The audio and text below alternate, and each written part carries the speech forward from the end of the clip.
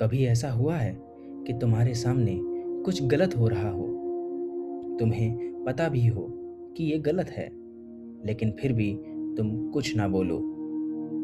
शायद ऑफिस में किसी के साथ अनफेयर हो रहा था, फैमिली में किसी की बात दबा दी गई थी, या दोस्तों के बीच कोई क्लियरली गलत था। दिल कहता है कि बोल दो, लेकिन दिमाग तुरंत 10 सवाल पूछने लगता है। अगर मैंने बोल दिया तो? अगर सब मेरे खिलाफ हो गए तो? अगर बात और बिगड़ गई तो?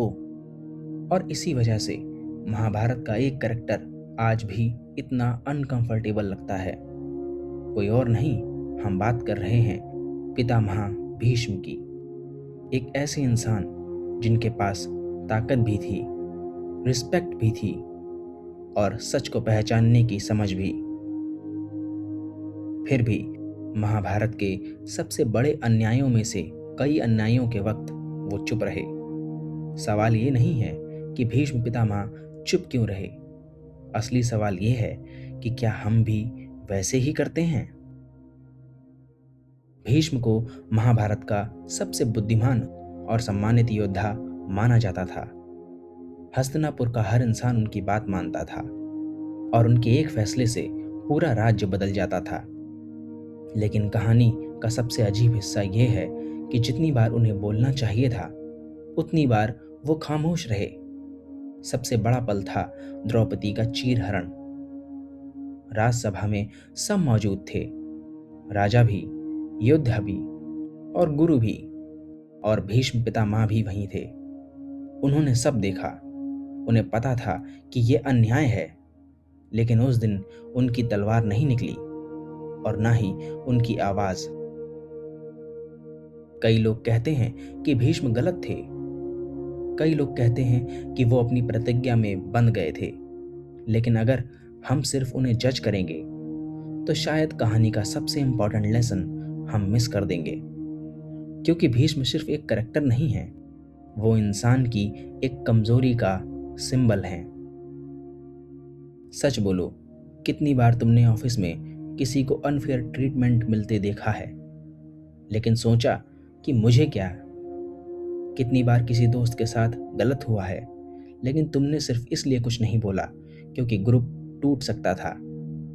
कितनी बार फैमिली में किसी की बात गलत थी, लेकिन तुम चुप रहे क्योंकि घर का माहौल खराब हो जाता।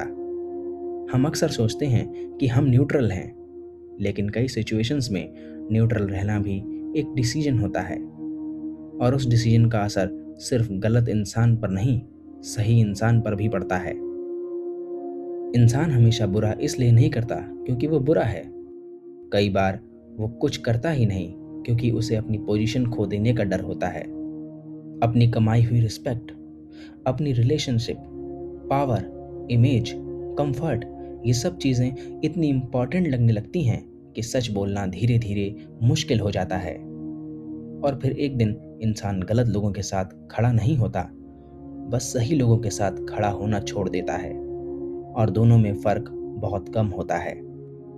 भीष्म की कहानी हमें सिर्फ प्रतिज्ञा का लेसन नहीं देती, वो हमें ये दिखाती हैं कि कभी कभी एक इंसान को बर्बाद करने के लिए उसके दुश्मन की जरूरत नहीं होती, उसके आसपास खड़े अच्छे लोगों की खामोशी ही काफी होती है।